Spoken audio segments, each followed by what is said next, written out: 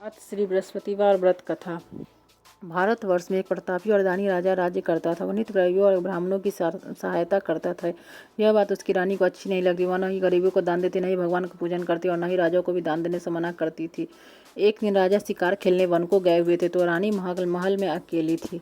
उसी समय बृहस्पति देव साधु वेश में राजा के महल में भिक्षा के लिए आए और भिक्षा मांगी। रानी ने भिक्षा देने से इनकार किया और कहा, हे साधु महाराज, मैं दान पुण्य से तंग आ गई। मेरा पति सारा धन लुटाते रहते हैं। मेरी इच्छा है कि हमारा धन नष्ट हो जाए, फिर न रहेगा बांस न बजेगी बांसुरी। साधु ने कहा, देवी तुम तो बड़ी विचित्र, धन संतान तो सभी चाहते, पुत्र और लक्ष्मी तो पापी के घर भी होने चाहिए।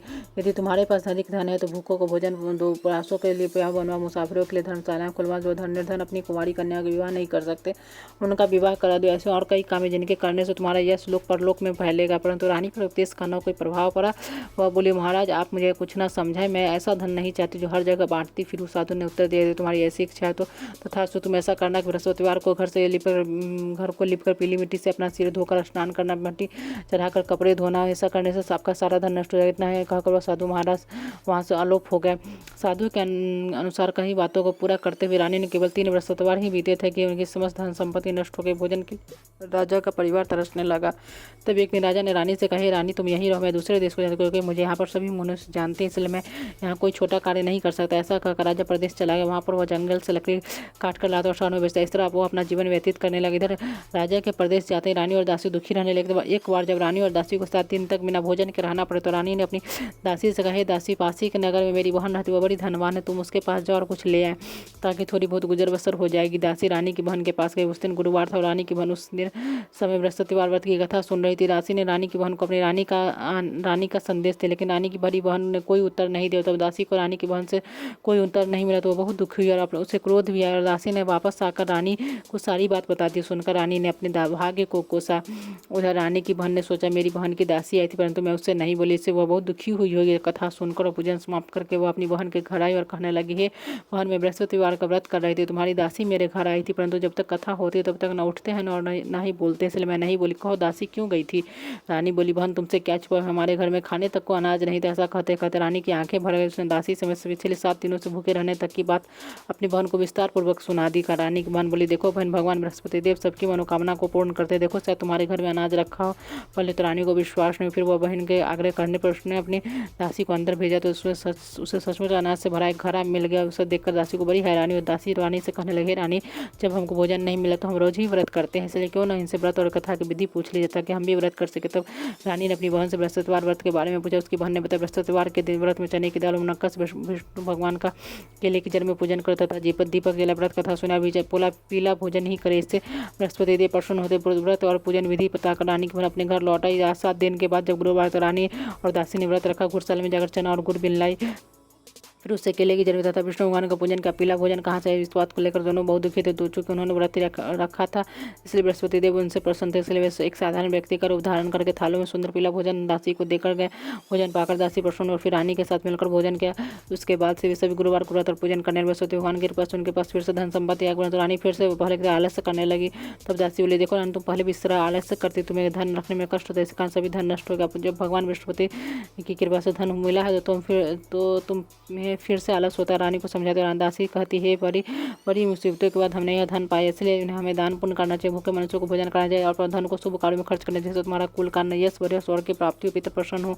दासी की बात मानकर रानी अपना सारा धन शुभ कार्यों में खर्च करने लगी, जिससे पूरे नगर में उसका यश फैलने लगा। बृहस्पतिवार व्रत कथा के साथ और श्रद्धा के साथ आरती की जानी चाहिए। इसके बाद प्रसाद बांटकर उसे ग्रहण करना चाहिए। एक दिन राजा दुखी होकर वो जंगल में एक पेड़ के नीचे आसन जमा कर बैठ गया। वो अपनी दशा को याद करके व्याकुल होने लगे। बृहस्पतिवार का दिन था। एकाएक उसने देखा कि निर्जन वन एक साधु प्रकट हुआ। साधु वेश में स्वयं बृहस्पति देवता थे। लकड़हारे के सामने आकर बोले, हे लकड़हारे, इस सुनसान जंगल में तुम चिंता मग्न क्यों बैठा है? लकड़हारे दोनों हाथ जोड़कर प्रणाम किया और उत्तर दिया, महात्मा आप सब कुछ जानते, मैं क्या कहूँ। यह कहकर रोने लगा। साधु को अपनी आत्मकथा सुनाई। महात्मा जी ने कहा, तुम्हारी स्त्री ने बृहस्पति देव के दिन बृहस्पति भगवान का निरादर किया था, इसके कारण रुष्ट होकर उन्होंने तुम्हारी यह दशा करते। अब तुम चिंता को दूर करके मेरे घरने पर चलो, तुम्हारे सब कष्ट दूर हो जाएंगे और भगवान पहले से भी अधिक धन संपत्ति देंगे। तुम बृहस्पतिवार के दिन कथा किया करो। 2 पैसे का चने मुनक्कर लाकर उसका प्रसाद बनाओ, शुद्ध जल जल से लोटे में शक्कर मिलाकर अमृत तैयार करो। कथा के पश्चात अपने सारे परिवार सुनने वालों प्रेमियों में अमृत प्रसाद बांटकर आप भी ग्रहण करो। ऐसा करने से भगवान तुम्हारी सब मनोकामना पूर्ण करेंगे। साधु का ऐसा वचन सुनकर लकड़हारे बोला है, पर मुझे लकड़ी बेचकर इतना पैसा नहीं बचा जिससे मैं भोजन के उपरांत कुछ बचा सकूँ। मैंने रात्रि में अपनी स्त्री को व्याकुल देखा, मेरे पास कुछ भी नहीं जिससे मैं उसकी सब खबर जान सकूँ। साधु ने कहे, लकड़ा तुम किसी बात की चिंता मत करो, बृहस्पतिवार के दिन तुम्हें रोजाना की तरह लकड़ियाँ लेकर शहर को जाओ, तुमको रोज से दुगुना धन प्राप्त होगा। इससे तुम भली भांति भोजन कर लोगे तथा बृहस्पति देव की पूजा का सामान भी आ जाएगा। इतना कहकर साधु अंदर ध्यान होगा। धीरे धीरे समय व्यतीत होने लगा। फिर वही बृहस्पतिवार का दिन लकड़हारे जंगल से लकड़ी काटकर किसी शहर में बेचने उसे उस दिन से अधिक पैसा। सामने राजा ने चना गुड़ आदि लाकर गुरुवार का व्रत कर उस दिन से उसके सभी क्लेश दूर हो गए। परंतु जब दोबारा गुरुवार का दिन आया तो बृहस्पतिवार का व्रत करना भूल गए। इसी कारण बृहस्पति भगवान नाराज हो गए।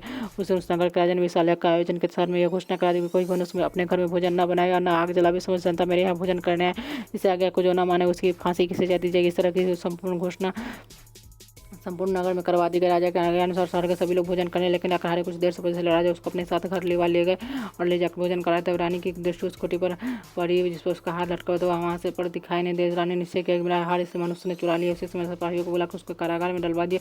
जब लकड़हारे कारागार में पड़ा तो बहुत दुखी होकर विचार करने न जाने कौन से पूर्व जन्म के कर्म से मुझे दुख प्राप्त हुआ। उसी समय साधु को याद करने जो कि वो जंगल में मिला था, उसे तत्काल बृहस्पति देव साधु के रूप में प्रकट हुआ। उसके दशा को देखकर कहने लगे, मूर्ख, तूने बृहस्पति देव की कथा नहीं कही जिसके कारण तो मुझे दुख प्राप्त हुआ। चिंता मत कर, बृहस्पतिवार के दिन कारागार के दरवाजे पर तुम्हें 4 पैसे पड़े मिले, उनसे तुम बृहस्पति देवी की पूजा करना, तेरे सभी कष्ट दूर हो जाएंगे। बृहस्पतिवार के दिन उसे 4 पैसे मिले। लकड़हारे ने कथा कही। उसी रात को बृहस्पति देव ने उसे राजनगर के राजा को स्वप्न में कहा, राजा तुमने जिस आदमी को कारागार में बंद कर दिया निर्दोष है, वह राजा उसे छोड़ देना। रानी का हार उसी कोठी पर लटका, अगर तू ऐसा नहीं करेगा तो मैं तेरे राज्य को नष्ट कर दूंगा। इसी तरह रात्रि के स्वप्न को देखकर राजा प्रातः उठा और कोठी पर हार देखकर लकड़हारे को बुलाकर क्षमा मांगी। लकड़हारे को योग सुंदर वस्त्र आभूषण देकर विदा कर बृहस्पतिवार देव की आज्ञा अनुसार लकड़हारे अपने नगर को चले जा। राजा जब नगर के निकट पहुंचा तो उसे बड़ा आश्चर्य। नगर में पहले से अधिक बाग, तालाब, कुएं तथा बहुत से धर्मशाला, मंदिर आदि बन गए। राजा ने पूछा, किसका बाग और तब नगर के सब लोग कहने सब रानी और बांदी के। तो राजा को आश्चर्य गुस्सा भी। जब रानी ने खबर सुनी कि राजा हरे तूने बांदी से कहे, देसी देख राजा हमको कितनी बुरी हालत में छोड़ गए थे, हमारी ऐसी हालत देख लौटना जैसे तो दरवाजे पर खड़ी हो जाए।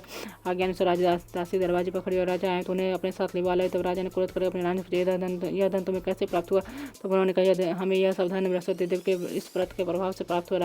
राजा ने निश्चय किया कि 7 रोज बाद तो सभी बृहस्पति देव की पूजन करते, परंतु मैं प्रतिदिन दिन में 3 बार कहानी कथा था, रोज व्रत किया करूँगा। हर समय राजा के दुपट्टे में चने की दाल बनी रहती, दिन में 3 बार कहानी का देव रोज। राजा ने विचार किया, चलो अपनी बहन के यहाँ हो आप इस तरह निश्चय कर। राजा घोड़े पर सवार अपनी बहन के यहाँ तो चलने लग मार्ग उसने देखा कि कुछ आदमी मुर्दे को ले जा रहे। उन्हें रोककर राजा कहने लगे, भाई मेरे बृहस्पति देवी की कथा सुन। वो बोले, लो हमारा तो आदमी मर गया, इसको अपनी कथा की पड़ी। परंतु कुछ आदमी बोला, अच्छा कहो हम तुम्हारी कथा भी सुन। राजा ने दाल निकाली और सब कथा आदि मुर्दा ने जब कथा समाप्त हो गई तो राजा राम राम करके मनुष्य उठ खड़ा हुआ। आगे मार्ग में उसे एक किसान खेत में हल चलाता मिला। राजा ने ऐसा उसे देखकर उससे बोले, अरे भैया मैं तो मेरी बृहस्पतिवार की कथा सुनो। और किसान बोला, जब तक मैं तेरी कथा सुनूंगा तब तक 4 हरिया खेत जोत लूंगा, जा अपनी कथा किसी और को सुना। इस राजा आगे चल बढ़ने लगा। राजा घर से बैल पर छड़का गए गिर गया। किसान के पेट में बड़ी जोर का दर्द होने लगा। उस समय उसकी माँ रोटी लेकर उसने जब देखा तो अपने पुत्र से सवाल पूछा। वो बेटे ने सभी हाल कह दिया। तो बुढ़िया दौड़ी उसको घुड़सवार के पास कर उससे बोलेगी, मैं तेरी कथा सुनूंगी तो अपनी कथा मेरे खेत पर चलकर कहना। राजा ने बुढ़िया के खेत पर जाकर कथा जिससे सुनते बैल उठ खड़ा हुआ था। किसान के पेट का दर्द भी बंद हो गया। राजा अपनी बहन के घर पहुंचा। बहन ने भाई की खूब मेहमान करी। दूसरे रोज प्रातः राजा जगह तो देखने लगे सब लोग भोजन कर रहे। राजा ने अपनी बहन से कहा, ऐसा कोई मनुष्य जिसने भोजन नहीं किया, मेरी बृहस्पतिवार की कथा सुन ले। बहन बोले, मैं हे भैया ये देश ऐसा ही है, पहले यहाँ लोग भोजन करते आने वाले काम करते हैं, अगर कोई पड़ोस में हो तो देखा वो देख वैसा कर देखने चले, परंतु उसे कोई ऐसा व्यक्ति नहीं मिला जिसने भोजन नहीं किया हुआ था। वह कुम्हार के घर गए जिसका लड़का बीमार था। उसे मालूम है कि उसके यहाँ 3 रोज से किसी ने भोजन नहीं किया। रानी ने अपनी भाई की कथा सुनने के लिए कुम्हार से खाते हुए तैयार होगा। राजा ने जाकर बृहस्पतिवार की कथा कही जिसको सुनकर उसका लड़का ठीक हुआ। अब तो राजा की प्रशंसा होने लगी। रोज राजा ने अपनी बहन से कहा, हे बंधु हम अपने घर को जाएंगे, तुम भी तैयार हो जाए। राजा की बहन ने अपनी सास से कहा तो सास ने कहा, हाँ चली जा, परंतु अपने लड़कों को मत ले जाना क्योंकि तेरे भाई की कोई औलाद नहीं। बहन ने अपने भैया से कहा, हे भैया मैं तो चलूंगा पर कोई बालक नहीं जाएगा। राजा बोले, जब कोई बालक नहीं चलेगा तब तुम चल के क्या करोगी? बड़े दुखी मन से राजा अपने नगर को लौटा। राजा ने रानी से कहा, मेरे वंशी हमारा मुँह देखने का धर्म नहीं और कुछ भोजन आदि नहीं कर। रानी बोले, प्रभु बृहस्पति देव ने सब कुछ दिया, हमें औलाद भी अवश्य दें। उसी रात को बृहस्पति देव ने राजा से स्वप्न में कहा, राजा उठ सभी सोचते तेरी रानी को गर्भ से है। राजा की बात सुनकर बड़ी खुशी हुई। तो 9वें महीने में उसके गर्भ से जब सुंदर पुत्र पैदा हुआ तब राजा बोले, हे रानी, स्त्री बिना भोजन के रह सकते, पर बिना कहे नहीं रह सकते। जब मेरी बहन आवे तो तुम उसे कुछ मत खाना। रानी ने सुनकर हाँ कर। जब राजा की बहन ने शुभ समाचार सुना तो बहुत खुश हुआ था। बधाई लेकर अपने भाई के घर आए तो फिर रानी ने कहा, घोड़ा चढ़कर तो नहीं है, गधा चढ़ी आई। राजा की बहन बोली, भाभी मैं इस प्रकार न खाती तो तुम्हें औलाद कैसे मिलती। बृहस्पति देव ऐसे जिनके मन कामनाएं सभी को पूर्ण करते, जो सद्भावना पूर्वक व्रत करता हुआ कथम पढ़ता अथवा सुनता दूसरों को सुनाता, बृहस्पति देव उसकी सभी मनोकामना पूर्ण करते हैं।